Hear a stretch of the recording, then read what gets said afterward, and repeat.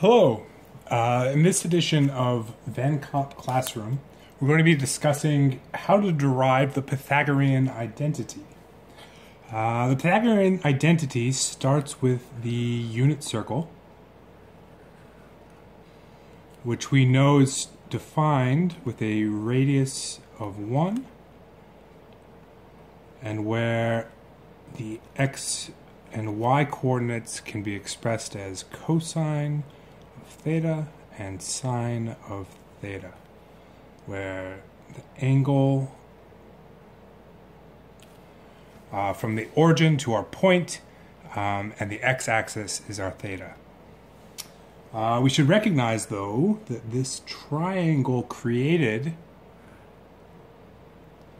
is a right triangle with index theta, which means that the Pythagorean theorem applies. So if we recall the theorem, so a squared plus b squared equals c squared.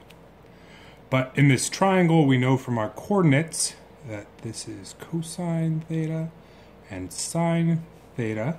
And since we are on the unit circle, we know that the radius is 1.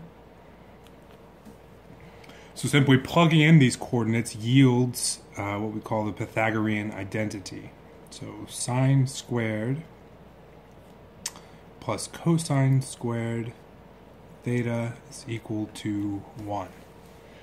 And this can be very useful for solving trig problems, given that it gives you a relationship between sine squared and converting this into 1 minus cosine squared theta. And vice versa, right? We could solve it for cosine squared as well. But we shouldn't just stop here, because we also want a relation for tangent to be able to convert tangent the same way that we do sine squared. So recall that tangent of theta is equal to sine of theta over cosine of theta. And that tan squared would just be the squares of both of these.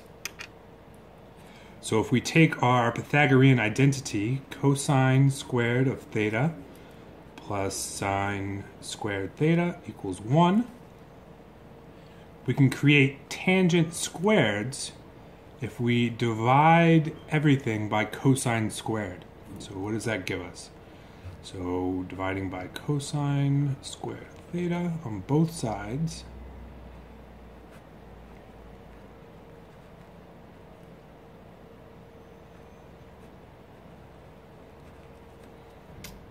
right? This cosine squared of a cosine squared cancels to 1. This we should recognize as tangent squared. And 1 over cosine we know is secant, right? Secant squared. So this gives us a tangent relation with the Pythagorean identity. Hopefully these two can help expand your knowledge of trig derivations, and we'll see you next time on the Kopp Classroom.